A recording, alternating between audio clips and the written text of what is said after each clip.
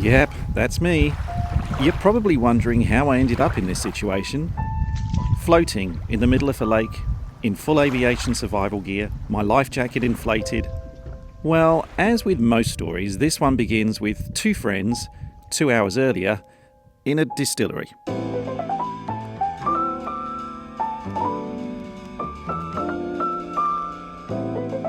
When I originally planned to fly around the world, do you remember that? Back in 2020, I ordered this. This is my survival suit, which has been sitting in a plastic bag in my garage now for about 2 years. I've never worn this thing for real, and I've never tested it out. And my friend Michael, who you can see in the background here, he has used one of these suits for real. He has flown around the world, and he thought he can help me. So all of us who've been in lockdown for the last 2 years not doing very much, Michael's actually been busily setting this whole place up. I don't mean this in a funny way, but it looks really professional.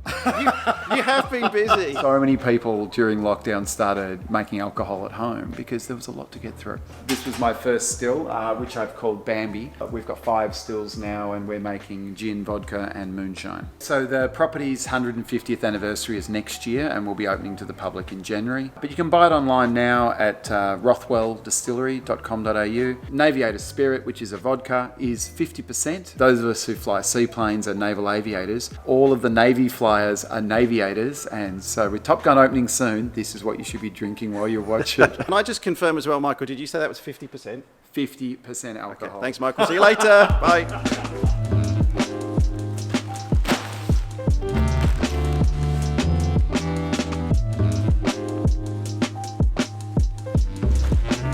So, look, I've been sailing my whole life, and one of the things we do when we go ocean racing is one of the lessons of the Sydney to Hobart race. The first time they ever inflated their life jacket was when they were jumping off the boat. The first time they'd been in a life raft was when they were exiting the boat. And I must say, it really surprised me the first time I inflated my life vest, what an absolutely rude shock it is to have this thing go, poof! We'll put this on, we'll go for a fly, and then if you're going to practice getting wet, what better way to do it than in a seaplane? We've been standing here for probably about 3 minutes, and I haven't even got halfway through getting this on, I don't think. I've got a thermal top, so I was going to put that on as well. I want to replicate exactly, or as close to what it would be like, because the layers will suck when you're in the cockpit, but the layers are going to, you'll be grateful you've got them on if you're bobbing around somewhere in the North Atlantic amongst all the icebergs. If you look at how much trouble you're having getting this on standing up, I know. Imagine doing that with everything in the plane around you. Yeah, I think the last thing I'm going to want to worry about is doing what I'm about to do now in the cockpit, because this bit... Yeah. There he is. I could help, but I actually think it's important. No, don't help. I don't want you to help. I want to be able to, because if I'm in the middle of an airport on my own... Where are you going to keep your hoodie? Gloves are in here. You're going to have a grab bag, aren't you? I've got a grab bag. Maybe you keep that in the grab bag.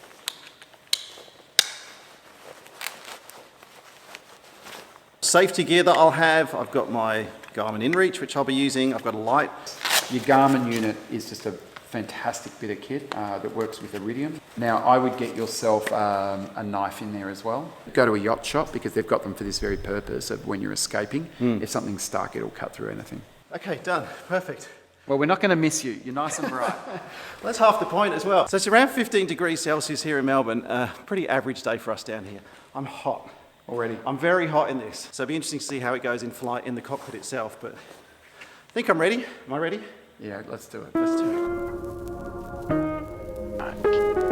Like I'm sweating. I'm already sweating. Yeah. Because of this thing. Don't make it cool in here. Don't make it comfortable. Yep, got it. This thing is going to stink by the end of the round the world trip.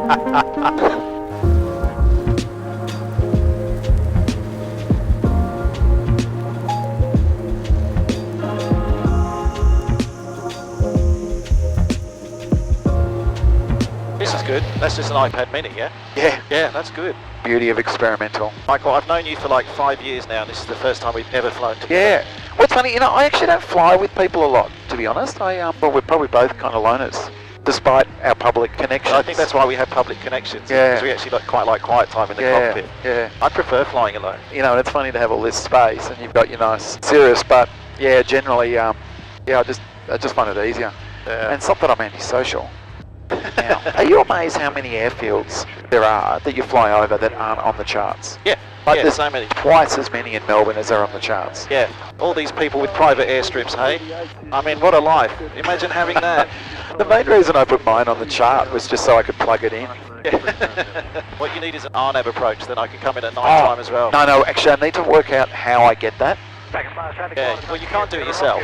No, but I like whether you get it. where do you go to get an RNAV done? I've been doing this thing, Michael, where I'm like trying to let the air out of the sleeves here. And Which this is one this one as especially, well. yeah. Because it feels, and when I do that, there's this waft of warm, belly air that comes out of there. It's not very nice. Yeah, of course, when you're going across the North Atlantic, you're going to be up at a level where you'll be sitting pretty close to zero. You'd probably expect it to be 8 to 10 degrees outside. I do have the luxury of aircon as well in the service, which helps.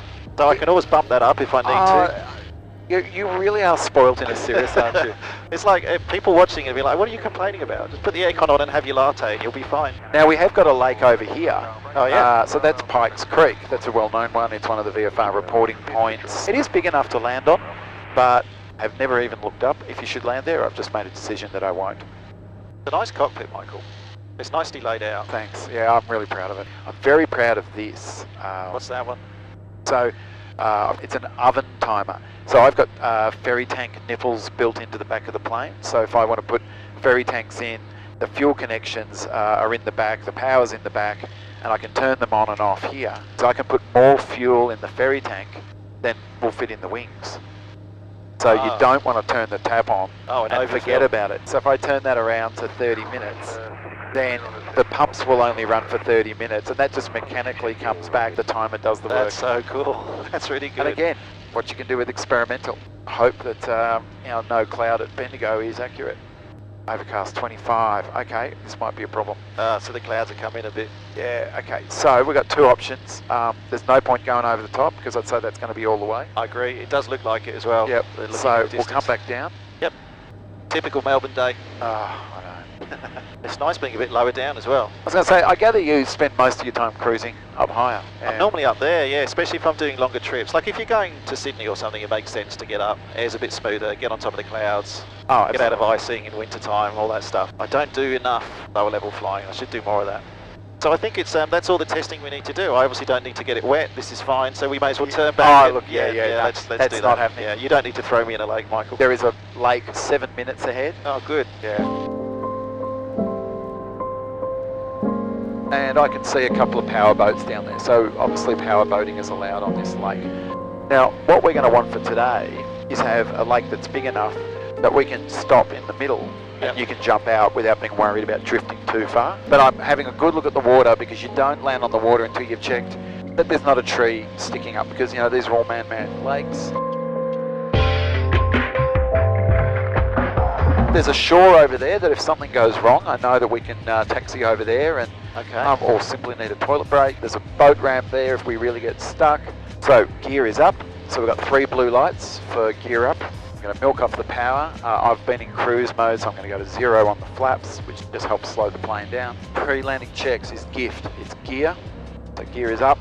Instruments, I do a quick scan of the instruments. Fuel is, backup fuel is on. Flaps, I'm going to go to 1 flap now. Trim, which is up here, which I'm happy with, and then trim the engines. You've just got to accept, that's what I call it. And time, and the time's fine. I'm going to a nice zone down here, so I'm actually going to come all the way around. Because it's a northerly, I want to be giving myself a fair bit of room off those trees because you know you can get rotors coming down.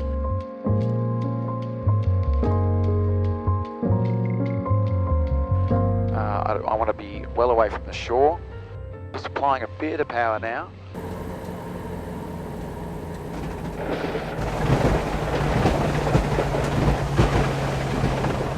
And we'll just go taxi speed now.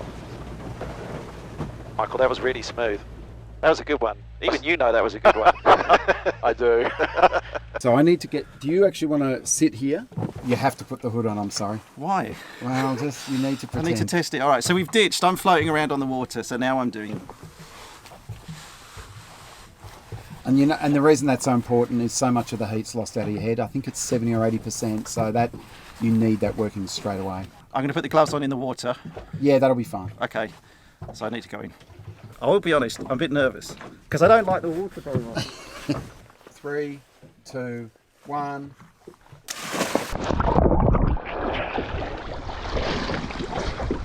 It floats well. Actually, you are floating really well.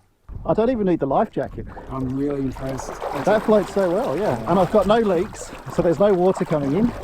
The water temperature's quite cold. I don't know exactly what it is, but I'm not feeling, I know it's like I've only been in for about 2 seconds, but I'm not feeling cold at all. The only thing I'm noticing is, the thing I've got to get used to is the tide's obviously drawing me. Well, it's so not I'm tide, connected. it's the wind. The wind is blowing the plane and not yeah. you.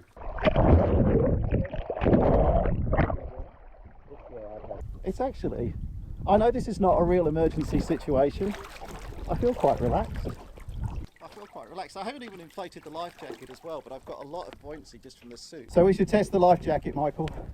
You need to know what it feels like when your life jacket goes off, and it's not hard to repack, so I really recommend.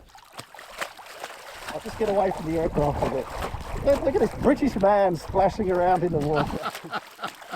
3, 2, 1.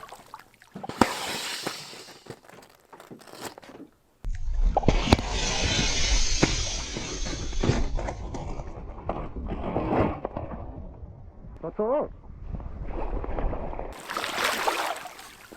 There we go. So that's full protection. That's everything on. Head, gloves, life jacket, suit. That's all I can do. I'm happy to go flying for a while and come back and get you. You're going to leave me here. Michael! Michael, no, come back. How do I get in? All right, hang on, I've got this. Oh, it's hard with the life jacket. Let's try that. Oh, nearly. How about we don't film it and I come and help you? That was the... So we had to put the camera away, I'll be honest with you, because I couldn't get up onto the back of the boat. So Michael had to put the camera down, I had to take the life jacket off. He yanked me out of the water. Thank you, Michael, for saving my life today. Hey, if you ever have ideas like this in the future, Michael, call someone else. You know what you need? A drink. I need a drink. Let's go home for gin.